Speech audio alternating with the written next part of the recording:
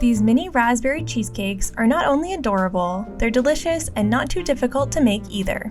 For the crust, add graham crackers, brown sugar, and salt to a food processor and blend until it forms a fine crumb. If you decide to use pre-crushed graham crackers, you'll need about 1 1/4 cups.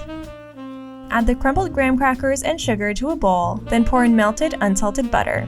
For me, the best part of a cheesecake is the crust, and that's probably because it's essentially just cookies mixed with butter. So once that looks kind of like wet sand, you can use a tablespoon to scoop out portions and transfer it to a 12-cup muffin tray.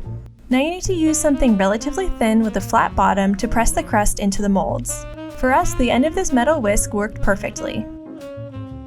Once the crust is firmly pressed into place, bake these at 350 Fahrenheit for about 5 minutes, then allow it to cool while you make the filling. For this, you want to use softened cream cheese, which means taking it out of the fridge at least 1 hour before using. Trust me on this, trying to mix hard cream cheese is no fun. You'll need to whip the cream cheese for a couple of minutes until it's light and fluffy, then add 1 egg and mix until just combined. Pour in more brown sugar, 1 tablespoon of fresh lemon juice, half a tablespoon of fresh lemon zest, and half a tablespoon of vanilla extract. The lemon really helps to brighten up the dessert and contrast the sweetness from the sugar, so don't skip it. Once combined, you can use a measuring cup or a ladle to divide the filling equally between your 12 cups.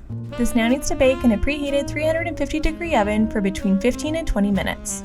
Allow it to cool to room temperature, and in the meantime, let's make a quick raspberry topping. Combine granulated sugar with 1 tablespoon of cornstarch in a small saucepan. The cornstarch will help to thicken the mixture quickly, so you don't need to simmer for hours. Next, add about 1/4 cup of water and stir so there are no lumps. And feel free to add a little more water here if you find it difficult to combine.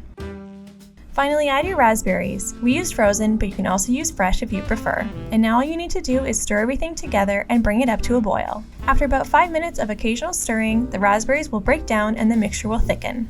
At this point, remove it from the heat and pour through a metal sieve to catch the seeds, so you're left with a smooth raspberry sauce.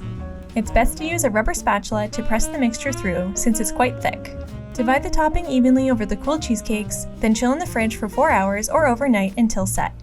To remove, carefully run a knife around the edges, then lift the cheesecakes out.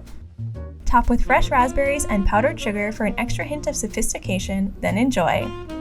And if you enjoyed this video, click on one of these, and subscribe for more amazing recipes.